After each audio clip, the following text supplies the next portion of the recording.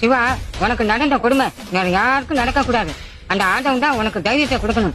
என்னதான் தைரியத்தை தந்தாலும் இந்த அவமானத்தை எப்படி தாங்கிக்க முடியும்? மூணாவது மனுஷன் நான், என்னாலே தாங்கிக்க முடியல.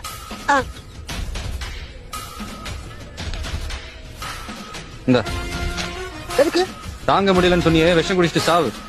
ஓடி போனது உன் மாமா பொண்ணு, நான் எதுக்கு கவலை பண்ண? விஷம் குடிச்சு சாகணும்? அதே தான் நானும் கேக்குறேன். என் மாமன் பொண்ணுக்கு இந்த கல்யாணம் பிடிக்கல, வேண்டான்னு போயிட்டா. அதுக்கு நான் எதுக்கு கவலை பண்ணோம்? என்ன பேசுற நீ? ஏய் சொட்ட, போன எலெக்ஷன்ல நீ ஆளுங்கட்சிக்கு ஓட்டு போட்டியா, எதிர்கட்சிக்கு ஓட்டு போட்டியா? எதுக்குச்சுக்கிட்டா? டெல்லியில இருக்கிற வாஜ்பாய் ஆத்தூர்ல இருக்கிற இந்த சொட்டையன் ஓட்டு போடலன்னு சாப்பிடாம தூங்காம ஒண்ணு நினைச்சு கவலைப்படுவாரா? ஏய் சரவணா, இவாடா. என்னண்ணா? இவனுக்கு முருகனை பிடிக்கும், உனக்கு ஆஞ்சநேயரை பிடிக்கும், எனக்கு பாபாவை பிடிக்கும். கடவுள்லயே இவரை பிடிக்கும் இவரை பிடிக்காதுன்னு பிரிச்சு வச்சிருக்கோம். நான் ஒரு சாதாரண மனுஷன். என் மாமன் பொண்ணுக்கு எனக்கு பிடிக்காம போனதுல ஆச்சரியம் ஒண்ணும் இல்ல. அது அவளுடைய ப்ராப்ளம், என்னோட ப்ராப்ளம் இல்ல. இதுக்கு நான் அதுக்கு வருத்த பண்ணோம்? இப்ப சொல்லு, கவலைப்பட வேண்டியது நானா இல்ல என் மாமன் பொண்ணா? நிச்சயமா சத்தியமா அந்த பொண்ணுதான். அப்புறம் இப்படி டீ கடையில் உட்காந்துட்டு வெட்டியா ஊர் நியாயம் பேசுறதுனால தான் குடிக்க தண்ணி கூட இல்லாம இருக்கும். போய் வேலைய